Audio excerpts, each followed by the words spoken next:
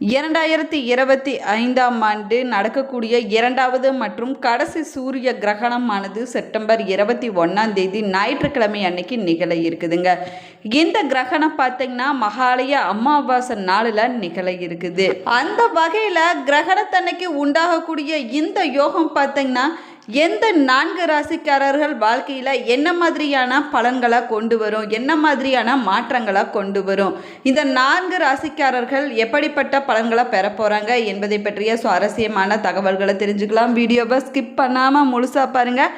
நம்ம சேனலை இப்போ தான் ஃபர்ஸ்ட் டைம் பார்க்குறீங்க அப்படின்னா நம்ம சேனலை இன்னும் சப்ஸ்கிரைப் பண்ணலன்னா சப்ஸ்கிரைப் பண்ணிக்கோங்க. கூடவே இருக்கிற பெல் ஐக்கானையும் ப்ரெஸ் பண்ணிக்கோங்க. வாங்க வீடியோக்குள்ளே போகலாம். நீங்கள் 12 ராசிக்காரரில் எந்த ராசிக்காரர் என்பதை மறக்காமல் கமெண்ட் பாக்ஸில் கமெண்ட் பண்ணுங்க. கன்னி ராசியில நிகழக்கூடிய இந்த கிரகணம் சூரியனுக்கும் சனி பகவானுக்கும் இடையில வலிமையான சமசப்த யோகத்தை உண்டாக்குதுங்க. மேலுமே இந்த இரு கிரகங்களும் தங்களுடைய 7வது பார்வையை ஒவ்வொன்றும் எதிர்நோக்கி வெளிப்படுத்தும் நிலையில சூரியனுக்கும் சனிக்கும் இடையில உண்டாகக்கூடிய இந்த உறவு அவ்வளவு நல்லதாக சொல்லப்படல. அந்த வகையில் கிரகணத்தன்னைக்கு உண்டாகக்கூடிய இந்த யோகம் பார்த்தீங்கன்னா மேசம் உட்பட 4 ராசிக்காரர்களுடைய வாழ்க்கையில எதிர்மறையான பலன்களை கொண்டு வரும் அப்படின்னு சொல்லப்பட்டிருக்குதுங்க. மேலுமே சூரிய கிரகணம் பார்த்தீங்கன்னா உலகத்துல பல்வேறு பகுதிகளில் தென்படும் அப்படின்னு நிபுணர்களால் சொல்லப்பட்டிருக்கக்கூடிய இந்த நிலையில இந்த கிரகணத்தினால தாக்கம் மேசம் முதல் மீனம் வரை இருக்கக்கூடிய 12 ராசிக்காரர்களுடைய ஜாதகத்துல பிரதிபலிக்கும் அப்படின்னு நிபுணர்களால் சொல்லப்பட்டிருக்குது. மேலுமே இந்த கிரகணத்தின் போது சூரியனை மறைத்து கேது ஆதிக்கம் செய்ய மேசம் சிம்மம் உட்பட 4 ராசிக்காரர்கள் மிகவும் மோசமான ஒரு சூழ்நிலையை கொண்டு வருவதாகவும் சொல்லப்படுது. அதுலேயும் குறிப்பாக பார்த்தீங்கன்னா தொழில் வாழ்க்கையில் பெரும்பாலும் பின்னடைவு காணக்கூடிய ஒரு காலமாகவும் இந்த காலம் அமைஞ்சிருக்குதுங்க. முன்னெச்சரிக்கையாக இந்த ராசிக்காரர்கள் இருப்பது ரொம்பவே நல்லது. மேலுமே கன்னி ராசியில் நிகழக்கூடிய இந்த சூரிய கிரகணம் பார்த்தீங்கன்னா மேச ராசியினருடைய ஜாதகத்தில் 6வது வீட்டில் மாற்றத்தை கொண்டு வருங்க. குறித்த இந்த காலத்தில் சனி பகவான் மற்றும் மேச ராசியினரை கடந்து செல்ல மேச ராசியினர் கடுமையான பின்விளைகளை சந்திக்கக்கூடிய நேரமாகவும் அமைஞ்சிருக்குது. மேச ராசிக்காரர்களுடைய தொழில் வாழ்க்கை மற்றும் உடல் ஆரோக்கியத்தில் கடுமையான பாதிப்புகளை சந்திக்கக்கூடிய காலகட்டமாகவும் இந்த காலகட்டம் அவங்களுக்கு அமைஞ்சிருக்குதுங்க. மேலுமே இவர்களுடைய தொழில் வாழ்க்கையை பொறுத்த வரைக்கும் நிலத்தில் மற்றும் உலோகம் சார்ந்த பொருட்களை இது வரைக்கும் செஞ்சுட்டு வச்சுட்டு வந்த முதலீடுகளால் நஷ்டம் உண்டாகும் அப்படின்னு சொல்லப்படுது. உங்களுடைய சேமிப்புகள் பாதிப்பதற்கான வாய்ப்புகளும் உருவாகுங்க. தொழில் விரிவாக்கம் தொடர்பான முயற்சிகளும் உங்களுக்கு தோல்வியில் முடியக்கூடிய காலகட்டமாகவும் அமைஞ்சிருக்குது. மேலுமே குடும்ப வாழ்க்கையில் செலவுகள் அதிகரிக்கக்கூடிய காலமாகும். உங்களுடைய தேவைக்கு கடன் வாங்க வேண்டிய சூழ்நிலைகளும் உருவாகுங்க. மேலுமே கடுமையான நிதி நெருக்கடி உண்டாகக்கூடிய காலகட்டமாகவும் அமைஞ்சிருக்குது.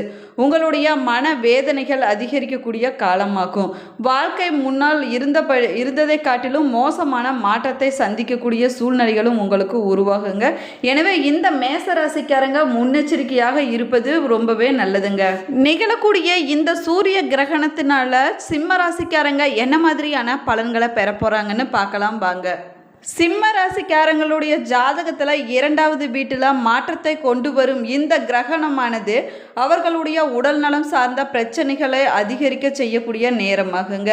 அதுலேயும் குறிப்பாக பார்த்தீங்கன்னா நீரிழிவு உட்பட்ட நாள்பட்ட நோய் பிரச்சனை இருக்கக்கூடியவங்க, அவதிப்பட்டு வரக்கூடியவங்க வீட்டிற்கும் மருத்துவமனைக்கும் இடையில் அதிகமாக பயணம் செய்யக்கூடிய காலகட்டமாகவும் இந்த காலகட்டம் உங்களுக்கு அமைஞ்சிருக்குது. மேலுமே மருத்துவ செலவு இந்த நேரத்தில் உங்களுக்கு அதிகரித்து காணக்கூடுங்க. நீங்கள் எவ்வளவு தான் செலவு செஞ்சாலுமே உங்கள் உடல் நலம் சார்ந்த பிரச்சனையில் அதற்கு ஏற்ற பலன்கள் கிடைப்பதில் கொஞ்சம் காலதாமதம் ஏற்படக்கூடிய காலகட்டமாகவும் அமைஞ்சிருக்குது. இதற்கு இடையில் உங்களுடைய தொழில் வாழ்க்கையில் எண்ணற்ற பிரச்சனைகள் உண்டாகக்கூடிய நேரமாகவும் அமைஞ்சிருக்குதுங்க. இந்த நேரத்தில் நீங்கள் எதை செஞ்சாலுமே கொஞ்சம் கவனமாக செய்ய வேணும். இனிமே நீங்கள் செஞ்சுட்டு வர தொழிலில் மற்றும் வியாபாரத்தில் போதுமான வருமானம் உங்களுக்கு குறைந்து காணப்படக்கூடிய காலகட்டமாகவும் அமைஞ்சிருக்குது. எதிர்வரக்கூடிய செலவுகளை எப்படி சமாளிப்பது என்று தெரியாமல் குழம்பக்கூடிய நேரமாகவும் அமைஞ்சிருக்குதுங்க. இந்த நேரத்தில் இந்த சிம்ம ராசிக்காரங்க கவனமாக இருக்க வேணும். மேலுமே பெற்றோருடன் உங்களது உறவு மோசமாக மாறுங்க. இந்த நேரத்தில் உங்களுடைய பேச்சுவார்த்தையில் சிறிது கவனம் தேவைப்படுது. அலுவலக பணிகள் செய்து வரக்கூடியவங்க தங்களுடைய பணியில் திருப்தி இல்லாமல் பணி மாற்றத்தை விரும்புவாங்க. நிகழக்கூடிய சூரிய கிரகணத்தால் கன்னி ராசிக்காரர்கள் உறவுகளுக்கு இடையில மனஸ்தாபம் உண்டாகக்கூடிய நேரமாகும். கன்னி ராசிக்காரங்களுடைய வாழ்க்கையில் இந்த கிரகண மாற்றமானது கலவையான பலன்களை அளிக்கும் அப்படின்னு சொல்லப்படுது. மேலுமே கன்னி ராசியில் இந்த கிரகணம் நிகழக்கூடிய நிலையில் கன்னி ராசியை ஆளக்கூடிய புதன் கிரகத்தின் சஞ்சாரமும் குறித்த இந்த காலத்தில் நிகழ நன்மைகள் தீமைகள் என இரண்டுமே கலந்து மாறுபட்டு பலன்களை கொடுக்குங்க இந்த கன்னி ராசிக்காரங்களுக்கு.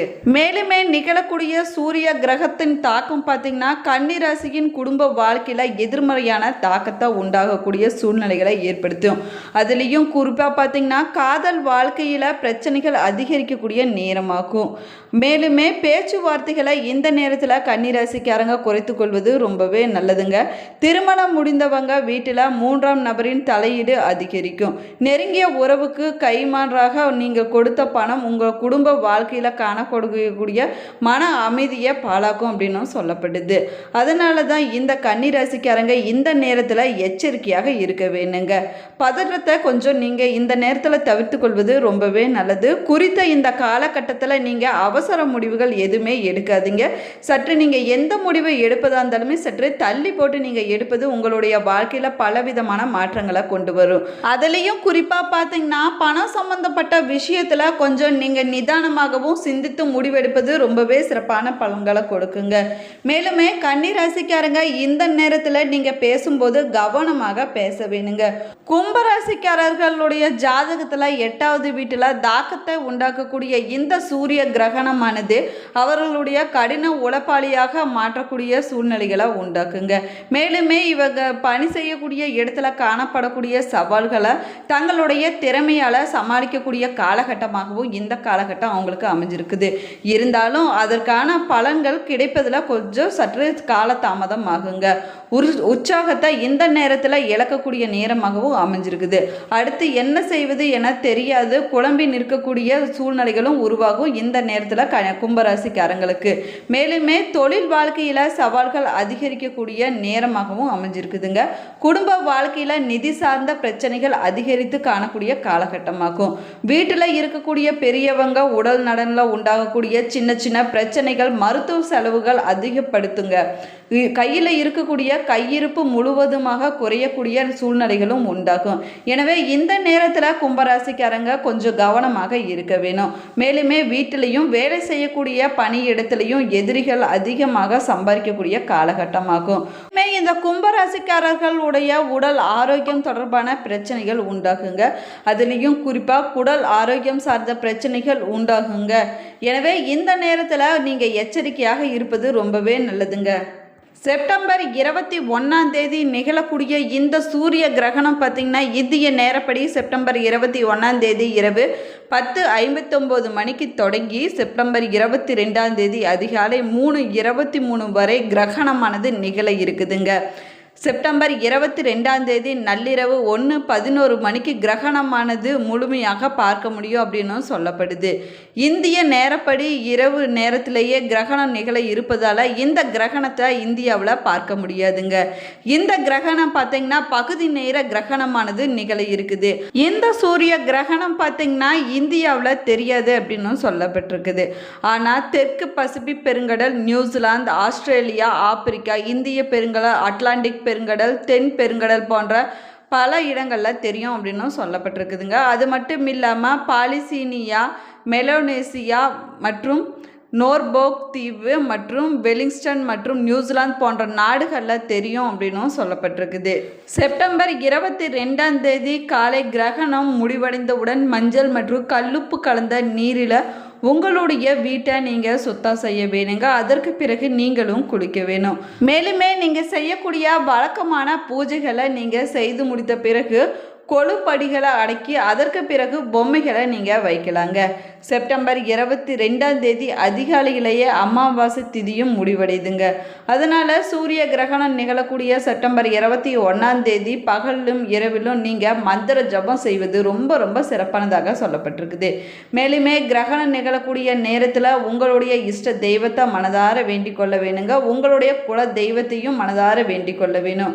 உங்களுடைய கோரிக்கைகள் என்னவோ அந்த கோரிக்கையை ஒரு பேப்பரில் எழுதி அது விரைவில் நிறைவேற வேணும் அப்படின்னு வேண்டிக் கொண்டு உங்களுடைய பூஜை அறையில் கொண்டு போய் வைக்க வேணுங்க. இந்த பதிவு உங்களுக்கு பயனுள்ள தகவல்களை கொடுத்துருக்குன்னு நினைக்கிறேன். இந்த பதிவு உங்களுக்கு பிடிச்சிருந்தால் லைக் பண்ணுங்கள், ஷேர் பண்ணுங்கள், கமெண்ட் பண்ணுங்கள். இன்னும் நம்ம சேனலை சப்ஸ்கிரைப் பண்ணலன்னா சப்ஸ்கிரைப் பண்ணிக்கோங்க. கூடவே இருக்கிற பெல் ஐக்கானையும் கிளிக் பண்ணிக்கோங்க. Thank you friends.